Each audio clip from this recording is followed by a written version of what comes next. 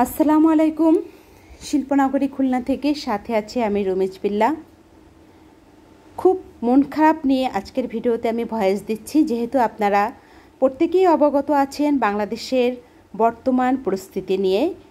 ছাত্র আন্দোলন 2024, তো আমরা 52 দেখিনি, আমি বিশেষ করে 52 দেখিনি, 69 দেখিনি, 71 দেখিনি, তবে 90 দেখেছি, কিন্তু বোঝার অতটা বয়স ছিল না। এখন পুরোপুরি টের পাচ্ছি আন্দোলন কী জিনিস, কতটা ন্যায়, কতটা অন্যায়, কেন ছাত্ররা এ দাবি করছে।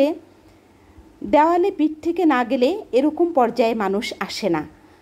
তো যাই হোক, আল্লাহ যেন আমাদের দেশবাসীকে হেফাজত রাখেন।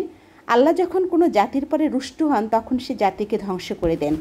আল্লাহ যেন আমাদের বাংলাদেশিদের উপরে রুষ্ট না হন। আমিন আমিন আমিন। তো বাসায় আমি একটু সকালবেলা একটু হাঁটতে গিয়েছিলাম, তো বাসায় এসে নাস্তা করার পরে একটু আমের আচারের প্রস্তুতি নিচ্ছিলাম। গরমের সময় কিছু কাঁচা আম বাজার থেকে কিনেছিল, একটু বেশিই কেনা হয়েছিল। তো আমি তখন আচার দিয়েছিলাম, ঝুরি আচার, যেটা চুলায় জাল দেবার প্রয়োজন হয় না, শুধু রোদে শুকিয়ে তেলে ভিজালেই হয়ে যায়। এই আচারটা আমার ফ্যামিলির প্রত্যেকেই পছন্দ করে, কিন্তু আরও কিছু আম রয়ে গেছিলো, কিন্তু আলসামের জন্যে করা হয়ে উঠছিল না। তো এখন দেখি আমগুলি আমার নর্মাল ফ্রিজে ছিল এবং বেশ নরম হয়ে গেছে, আর ওই আচারটাও শেষ হয়ে গেছে। তো যদিও এখন শ্রাবণ মাস, তারপরেও কিন্তু সেরকম কোনো বৃষ্টির দেখা নেই, মাঝে মাঝে একটু বৃষ্টি হয়। এই জন্য আমি সাহস করে আবার আমি আমের আচার দিলাম। তো যদিও নরম আম, যেহেতু আগের আমের যে স্বাদ ছিল আচারে সেটা হয়তো পাবো না। আর এদিক থেকে আমি দুপুরে রান্নার প্রস্তুতিটা একটু নিয়ে নিচ্ছি। আর আজকে আবার দীপের পাপা গাছ থেকে সব আম পেড়ে ফেলবে, আর গাছ থেকে কিছু কাঁঠাল পারবে। আমাদের একটা গাছে, আমাদের 4টা গাছে কাঁঠাল হয়েছে, তার ভিতরে এই গাছটা মানে বয়স অল্প, যার কারণে এত বেশি কাঁঠাল হয়েছে যে গাছটা এখন মরেই যাচ্ছে।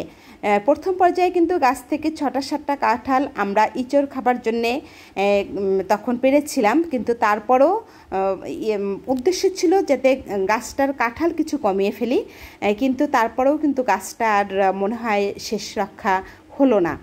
তো যাই হোক, আমার এই ভিডিওটা দেওয়ার কথা ছিল 18ই জুলাই মঙ্গলবার, কিন্তু 18ই জুলাই সকাল থেকে ইন্টারনেট বন্ধ হয়ে যায়, যার কারণে আমি ভিডিওটা পোস্ট করতে পারিনি।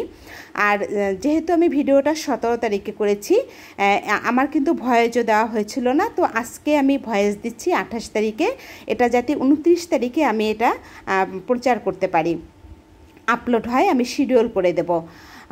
আর হচ্ছে এই যে একটু প্রস্তুতি দেখছেন, বিকেলবেলা দীপের এক বন্ধুর মা বেড়াতে এসেছিলেন আমার বাসায়। তো ভাবি কোনো সময় দেয়নি, মানে রিকশায় উঠে আমার বাসার কাছে এসে প্রায় বললেন, ভাবি আমি কিন্তু চলে আসছি। তো ভাবি নতুন আমাদের বাসায় আসছেন। তা আমি যখন ভাবির বাসায় বেড়াতে গিয়েছিলাম, আমি 2 বাচ্চার জন্য 2টো মগ নিয়ে গেছিলাম খুলনা বাসনওয়ালা থেকে কিনে, যেটা আমি আপনাদের সাথে শেয়ার করেছি। আর ভাবিও আমার বাসায় এসছেন, দেখেন এই যে 2টো প্লেট নিয়ে। অবশ্যই এই প্লেট দুটোতে আমি জানি যে টিকিয়া, চপ এই ধরনের জিনিস সার্ভ করা হয়, কিন্তু নাম কি প্লেটের এটা আমি জানি না। আপনাদের জানা থাকলে অবশ্যই আমাকে কমেন্ট করে জানাবেন। তবে একটা ব্যাপার আমার যেটা ভালো লেগেছে, যে আমি একটা নিয়ম বদলাতে পেরেছি, আমি সত্যি অবাক হয়েছি। এবং ভাবি বলেছেন যে ভাবি আপনার এই নিয়মটা আমার খুব ভালো লেগেছে, খাবার দাবার নিলে তো তখনই শেষ হয়ে যায়, কিন্তু একটা জিনিস স্মৃতি হিসাবে থেকে যায়। আমি যখনই এরপর থেকে কোথাও যাব, আমি কিছু না কিছু গিফট কিনে নিয়ে যাব। তো এটা শুনে আমারও ভীষণ ভালো লাগলো যে আমি এক নিয়ম বদলাতে পেরেছি। আর এই যে আম দেখছেন, যেটা আজকে আমাদের পাড়া হয়েছে, তো এখান থেকে কিছু আম ভাবিকে দিয়ে দেওয়া হয়েছে। তো ভাবি তো চলে যাওয়ার পরে আমি একটু ছাদে আসলাম। আমি আপনাদের একটা রিকোয়েস্ট করব, আমি কিন্তু আপনাদের কাছ থেকে সাড়া পাচ্ছি, আপনারা আমার ভিডিও দেখছেন, আলহামদুলিল্লাহ আমি খুশি। তবে কোনো লাইক কমেন্ট নেই। আচ্ছা, আমি কমেন্ট চাই না, কমেন্ট লিখতে আপনাদের কষ্ট হবে, কিন্তু একটা লাইক দিতে কিন্তু কোনো রকম কষ্ট নেই। আমি কি এই দাবিটা আপনাদের কাছে করতে পারি না?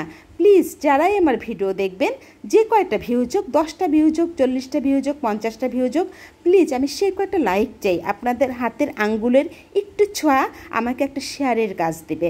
আজ এই পর্যন্তই, আল্লাহ হাফেজ।